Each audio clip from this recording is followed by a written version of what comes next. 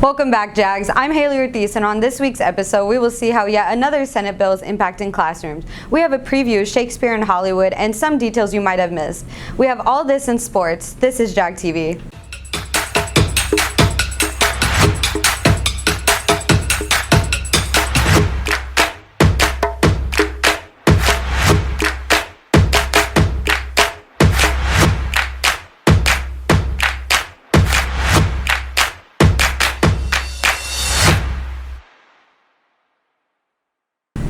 The recently passed Senate Bill 13 is now in place and changing how school libraries and teachers offer books to students. Here's Bennett Brownell with more. Senate Bill 13 is changing how books make their way into Texas school libraries and how students can access them. Yes, so Senate Bill 13 changes the rate at which we can get books on our shelves right now. So parents and community members are able to see what those titles are before they go on the shelves and before that they are purchased. Parents can now go on and see all of the books that their students are checking out. They can also choose which titles that they do or do not want their students to have. So they can go in and they have the ability to change that in the library system. The process doesn't end there. After the 30 days are up, the books face another step before they can be approved. After that 30 days is up, there is what's now called the DLAC, or District Library Committee, and that one is comprised of parents that are nominated by our Board of Trustees, and that group will meet to look at any comments that were submitted and those titles, and then they make judgment calls based on that, or changes or adjustments that they would suggest. So it's looking at a little bit longer than what used to kind of be like a 3-month turnover. We're looking at several months being added to that because of all of those steps. The new rules impact not just the librarian, but teachers and their classroom libraries as well. Even if they were not in the NEISD library system, we could still have them on our shelves. SB 13 requires that teachers cross-reference every book on our lending library shelf to make sure it is in the NEISD library system. And if it hasn't, if it's not, we have to remove it and remove it from student access. She says that limitation has already changed how students engage with reading. There's a lot of research that says that students being able to read for fun, unrelated to school, builds reading stamina, and it kind of, there's benefits to that exist when they're reading things for school. And for me, it limits what students can pull off my shelf for Fun Reading Friday, because realistically, many students don't bring a book from home. But now, about a month since the new bill went into effect, everyone is adapting. So, so again, it's just like that bearing with us as we are moving forward, and again, it's new to us as well. I think reading and access to material is one of the most important things for students. I think that getting excited about reading, whether that's something they are assigned to read or on their own, builds life skills and reading skills and benefits them for years and years to come. For JAG TV, this is Bennett Brownell reporting. For more information, all NEISD families received an email with details about this bill. It's almost the end of the 9 weeks, so here's Julia in case you missed it. Tomorrow there will be picture retakes for students who either missed picture day or need a retake. Live touch photographers will be set up in the library, but you have to find time to come either before or after school or during lunch. In case you missed it, freshmen and sophomores, next week on the 29th, it's Parent Night from 6:30 p.m. to 7:30 in the auditorium. Parents who come to this meeting will be able to check on your high school progress so far. Saturday, the 27th, the band will compete at Bands of America. Choir will also host their annual fall concert on Tuesday, the 30th. It will start at 7 p.m. in the auditorium. For athletes and students, October 9th, next month, will mark the end of the grading period. Get your assignments turned in on time and check on Skyward for any missing assignments. And don't forget, there is a student holiday on Friday, October 10th, as well as Monday, October 13th, before we start the second 9 weeks. For JAG TV, I'm Juliet Tapia. 2 Johnson students have stepped up to establish a food pantry on campus for those students in need. Laura tells us more about it. Johnson has more than 3,000 students, and within the cluster there are families in need. 2 students decided to take the initiative and help out these families by establishing a food pantry on campus. I think we were texting back and forth in U.S. history. He's like, I want to do something.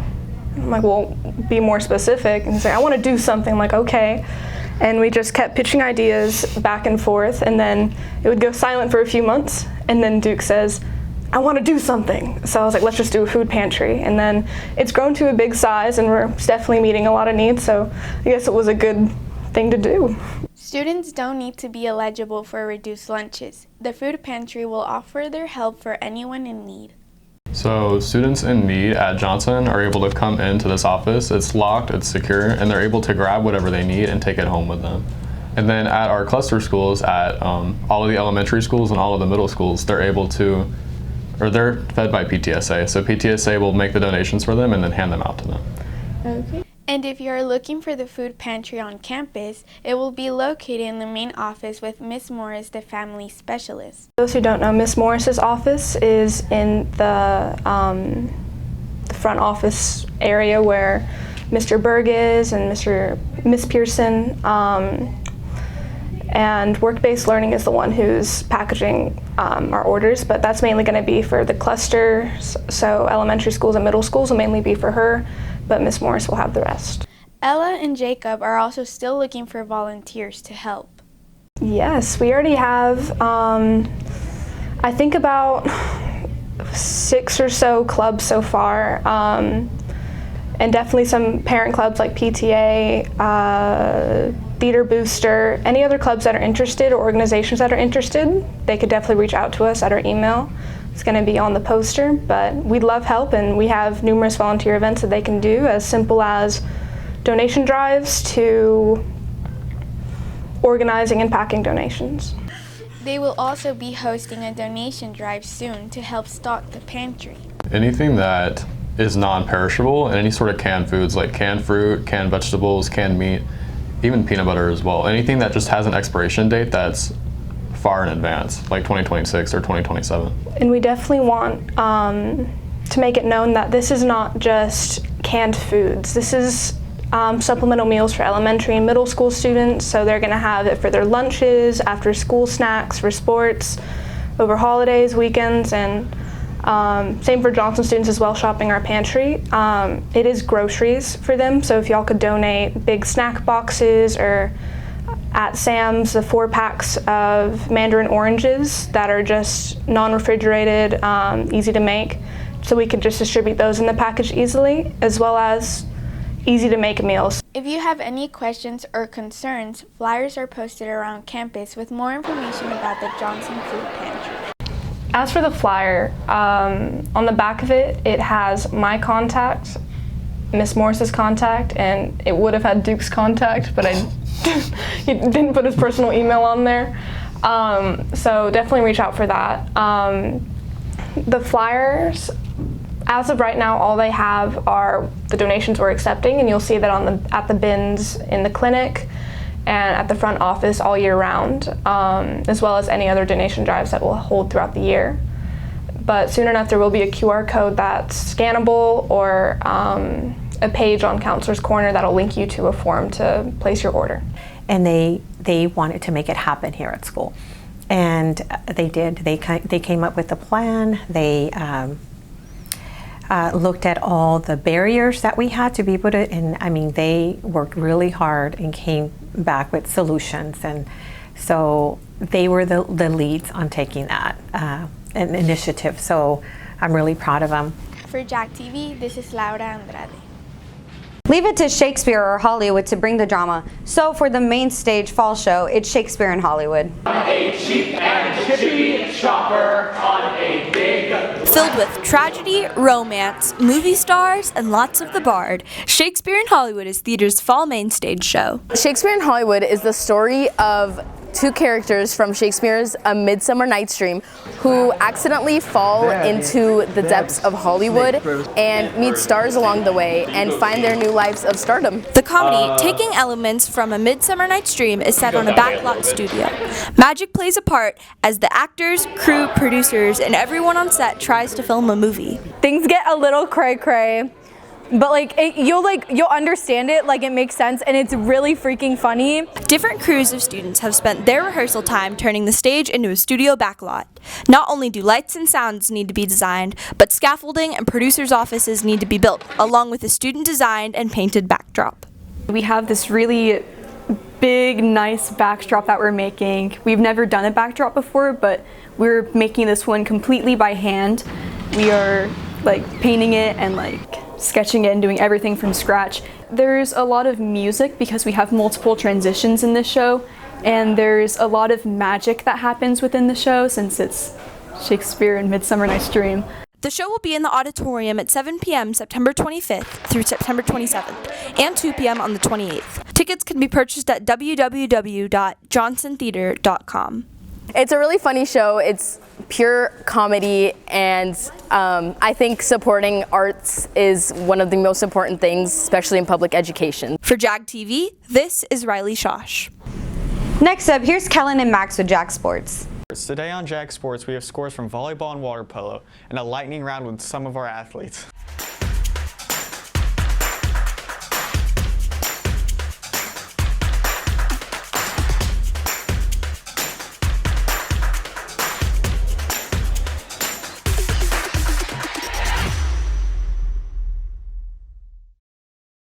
Volleyball took on Reagan last week, coming up short with a final score of 3-1. Next up was Madison. Water polo took on Churchill last Friday. Both the boys and girls won their games.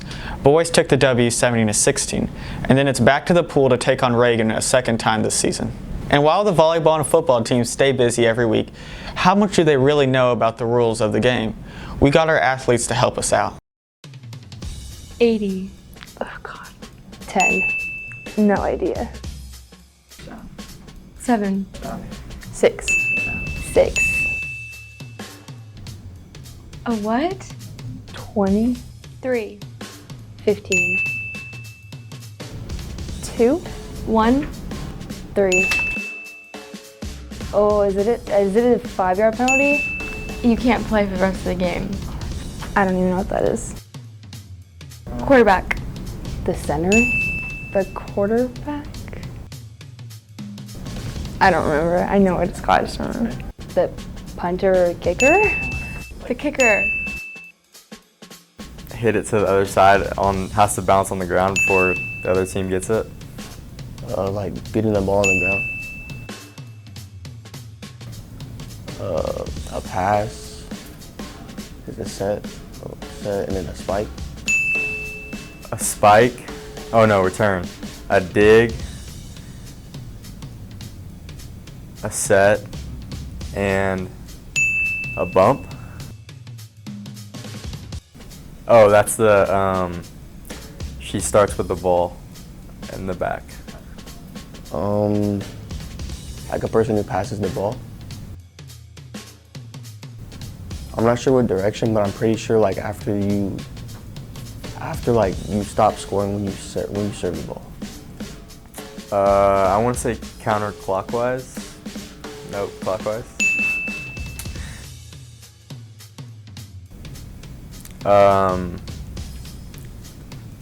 They try and jump over the net, block it over the net. Does that something to do with possession, I think? A set or dumb, I have no clue. When the setter goes up and instead of setting it, they just tip it over the net. One more time? I have no idea. Dude. No clue. Finally, football took on McAllen and came out on top 38-10. And after last week's bye, the Jags will take on Brandeis on Saturday at Comalander Stadium. That's it for JAG Sports. We'll see you at the next game.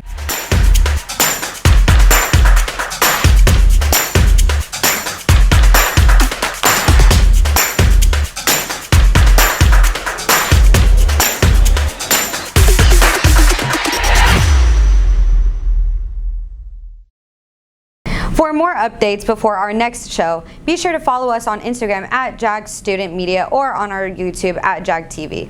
That's all for this week. See you next time, JAGs.